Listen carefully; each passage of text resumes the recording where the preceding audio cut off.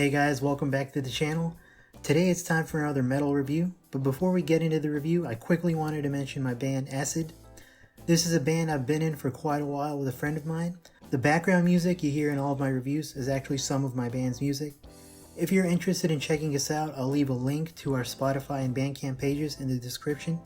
If you do end up checking us out, let me know what you think about it in the comments below. Anyways guys, thank you and on to the review. So today we're reviewing Baroness's third record, The Blue Record. This was released in October 2009. So Baroness is a progressive metal and sludge metal band from Savannah, Georgia, and they have similarities to Mastodon. Both bands are from Georgia, and they started off as heavier sludge metal bands with progressive tendencies, but over time they've gotten a lot more accessible and a lot softer. And I do like Baroness, but I gravitate more towards their older albums than their newer ones. This right here is probably my favorite project from Baroness.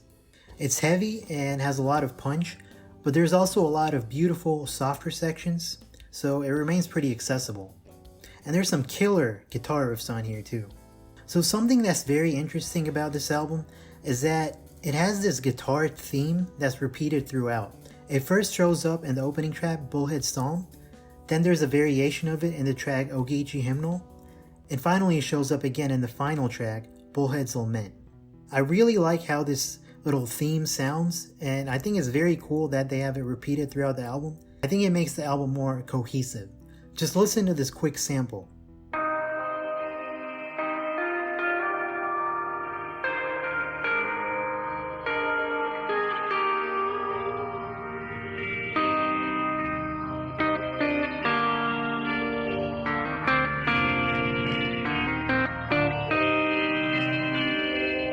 After the opening track, the album goes into the track The Sweetest Curse.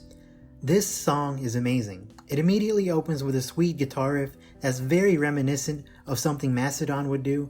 I mean, this would fit right in on some of Mastodon's newer albums. And this song has so much energy throughout. It's a fantastic start to the album. So if I had to pick a least favorite track from this, it would be the next track, track 3, called Jake Leg. There's no particular reason really other than the songwriting on this one just feels a little weaker than everything else here. The riffs just aren't as good. But my favorite section of the album has to be track 4, called Steel That Sleeps the Eye, and track 5, called Swolen and Halo. The transition from track 4 into track 5 is so seamless, it feels like it was meant to be one song. I really like how the guitar riff at the end of track 4 carries over into track 5. I also like how loud the end of track 4 gets, only to get much quieter at the beginning of track 5. Just take a listen to this transition.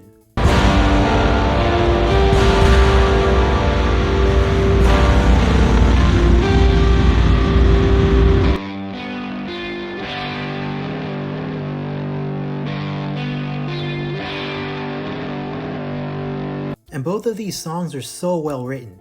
Steel That Sleeps the Eye is an amazing folk song with some very nice clean vocals and some very nice atmosphere. And Swolen and Halo is just an epic metal track with some killer guitar riffs.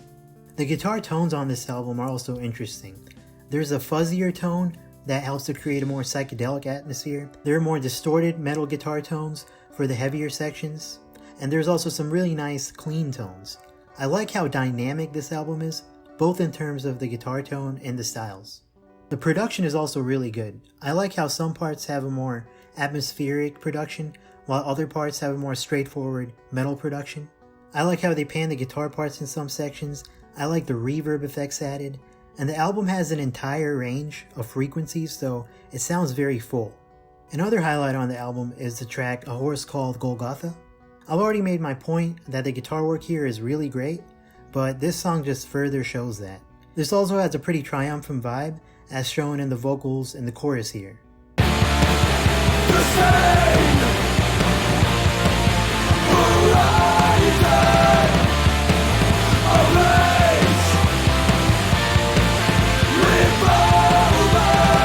And it ends with an epic heavy instrumental section. The instrumental Over Hell and Hide is another great song with a spoken word part and again some great guitar work and drumming.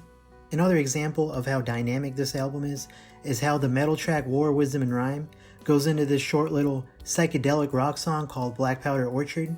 Having this range of styles keeps the album fresh and captivating. I like albums that mix heaviness and softness like this. And the album is very consistent. Pretty much every song is great other than Jake Leg, which I mentioned earlier, and even that song I don't mind too much. You know, when I was re-listening to this album, I realized that the guitar work is pretty much what makes this album for me. The guitar riffs are what really shine in this album. There's of course other great things like the drumming and the sort of psychedelic atmosphere that are nice, but the guitars make this album. Overall, this is a pretty great metal album that honestly kind of kicks butt. I think it's accessible enough for maybe even non-metalheads to enjoy it, but it still packs the punch and makes you feel energized. If you're a fan of rock or metal at all, I think this is at least worth a shot. I'm gonna give Blue Record an 8 out of 10. Well guys, thank you very much for watching. If you heard the Blue Record, let me know what you think about it in the comments, or tell me what some of your favorite metal albums are. Other than that, I will catch you in the next video, and have a great day.